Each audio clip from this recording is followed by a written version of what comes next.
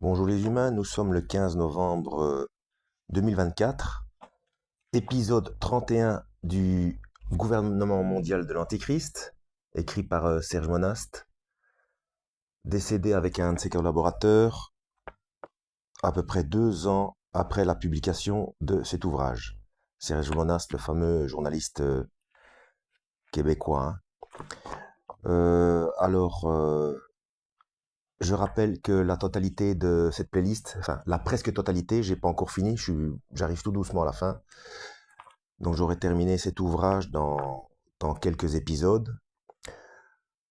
Donc la playlist se trouve en description, hein. Donc pour ceux qui veulent comprendre de quoi il s'agit, il est beaucoup plus judicieux de regarder la playlist depuis le premier épisode.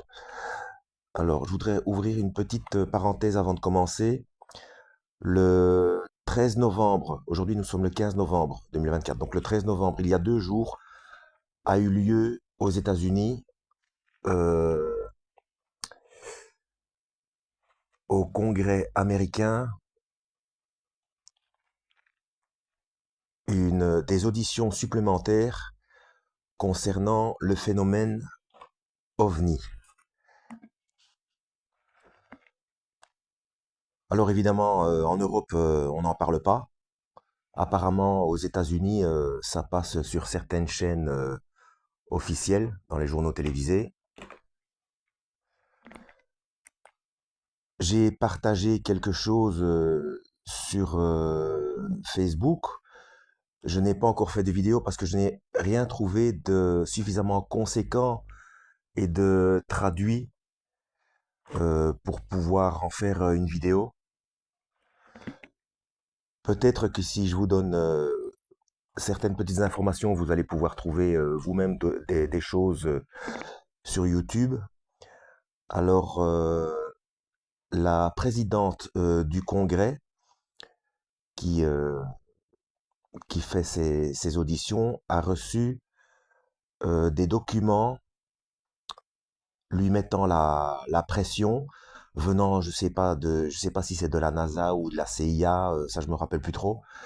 Et ça s'appelle Immaculate Constellation. J'ai oublié le nom de la présidente et des témoins aussi. Donc elle a auditionné 4 personnes à qui on avait mis la pression pour ne pas qu'elle parle. Ces personnes ont quand même parlé. Donc c'est comme ce sont des gens aussi bien.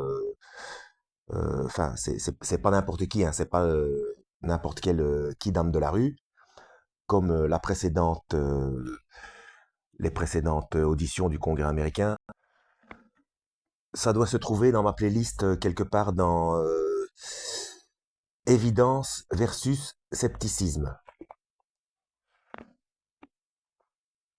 Si je n'oublie pas et si j'y parviens, je mettrai également cette playlist en description.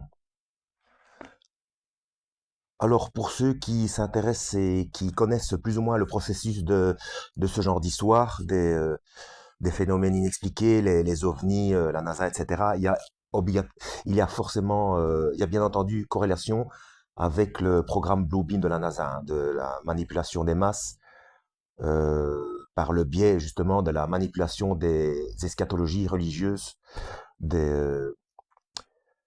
de toutes les religions, hein, de toutes les religions. Il y a corrélation avec tout, hein.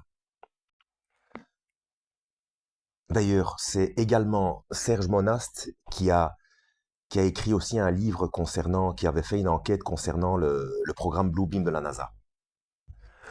Alors pourquoi tout ce remue-ménage au Congrès américain? Pourquoi toutes ces auditions?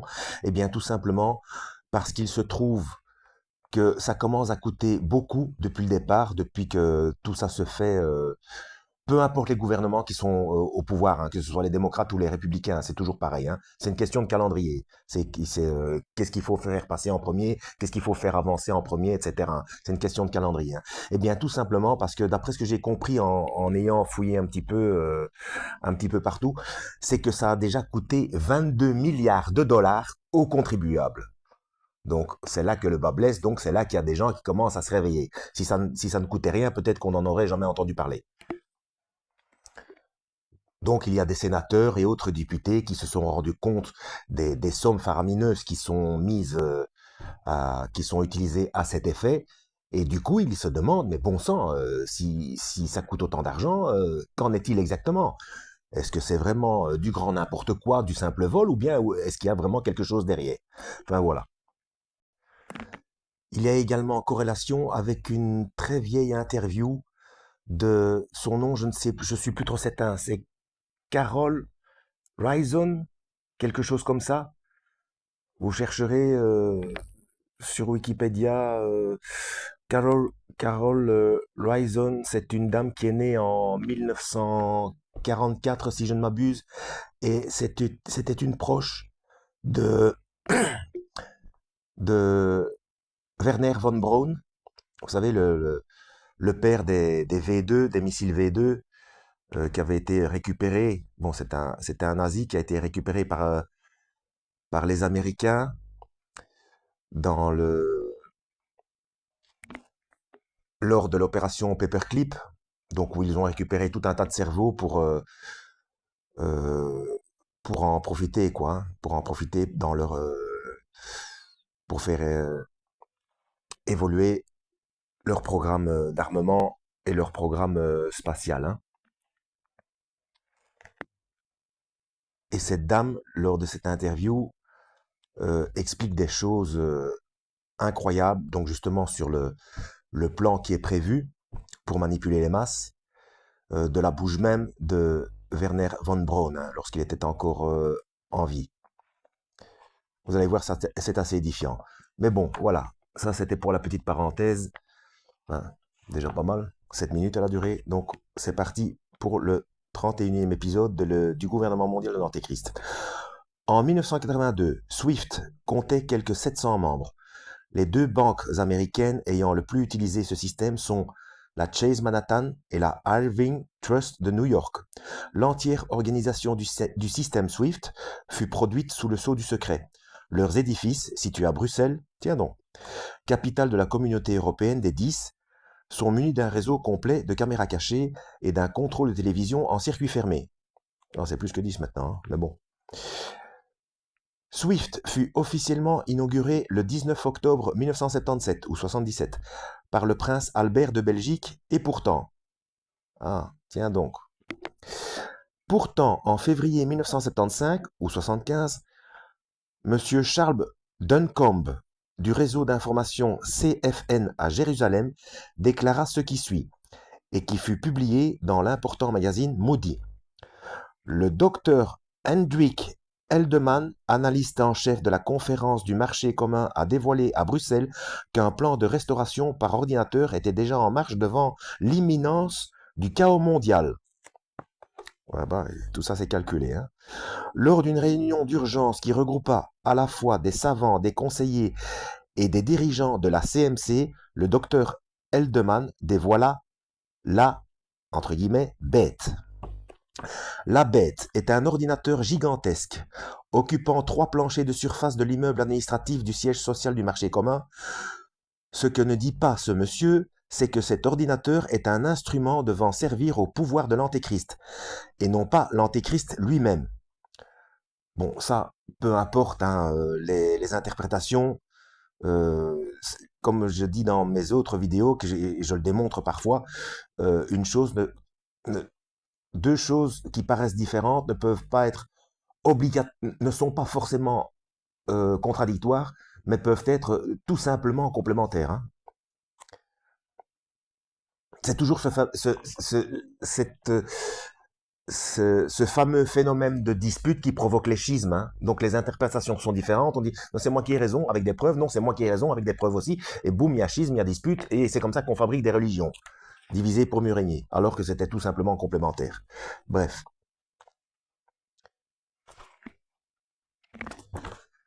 Car la bête, ce n'est pas seulement un système, mais bel et bien un individu personnifié et identifiable un jour prochain. Bah oui, ça fait partie, voilà. Ce monstre est un ordinateur autoprogrammeur possédant plus de 100 sources distributrices de données. Des experts en programmation ont mis au point un plan appelé à régir par ordinateur tout le commerce mondial. Ce plan de maître est un système de dénombrement chiffré de chaque être humain de la Terre. L'ordinateur attribuerait ainsi à chaque habitant du monde un numéro devant servir à tout achat ou vente, écartant de cette manière le problème des cartes de crédit courantes. Ce numéro serait invisiblement tatoué au laser, soit sur le front, soit sur le revers de la main. Les dernières informations obtenues à la fin de 1993 ou 93 et qui sont reproduites à la fin du présent ouvrage font ressortir à quel point la technique a évolué depuis les années 70 ou 70 pour l'identification universelle de tous les individus. Ce numéro ne serait identifié, déchiffré que par des appareils lecteurs à l'infrarouge installés dans les comptoirs de vérification ou dans les places d'affaires.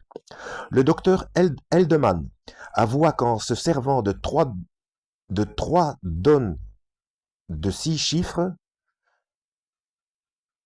6 chiffres, ce qui fut confirmé au début de 1994 ou 94 par rapport au nouveau numéro d'assurance sociale internationale, se composant de 3 séries de 6 chiffres, chacun 666.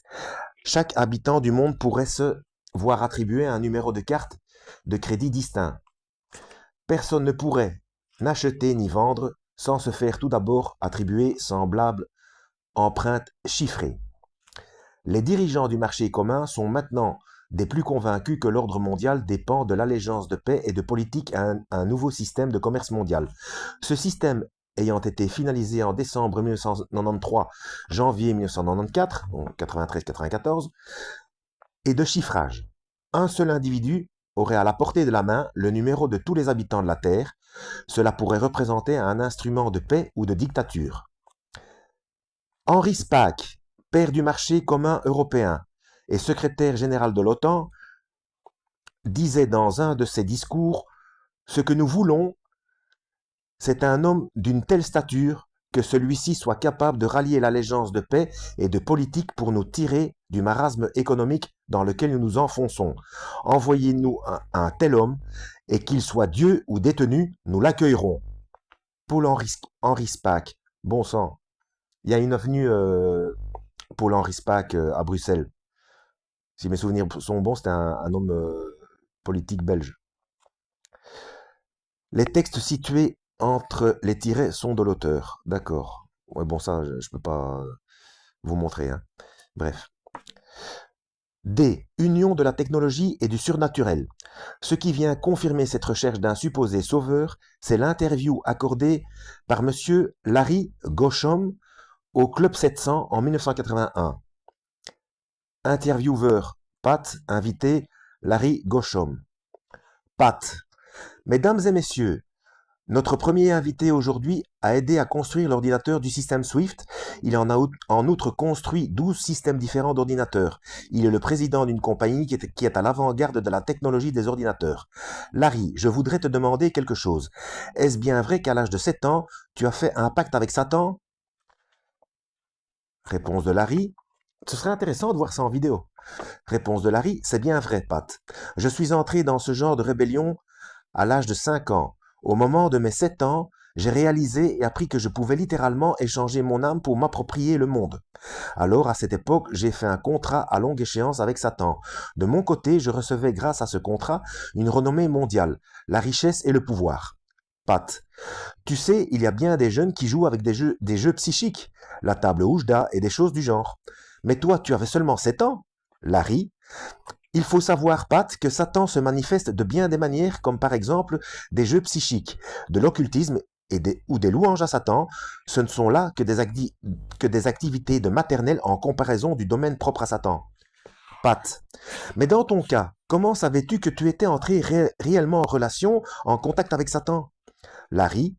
Je savais dans mon cœur que le contrat était en marche à partir du moment où j'avais commencé à le verbaliser.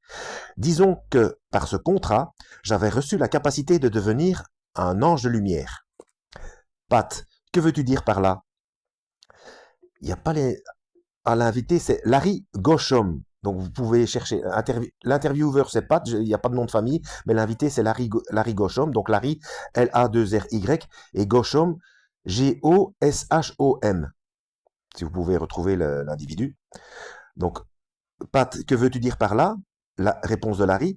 J'avais reçu la possibilité de projeter au monde une image que le monde désire voir, tandis que mes motivations intérieures, elles, demeuraient en harmonie avec les plans à longue échéance établis avec Satan. Bon, ça fait déjà un quart d'heure, il faut que je me prépare pour aller travailler. Donc, la suite de cette interview au prochain épisode. J'ai perdu un petit peu de temps avec la parenthèse là. Mais bon, voilà. Bonne cogitation, lisez la Bible et que Dieu vous guide.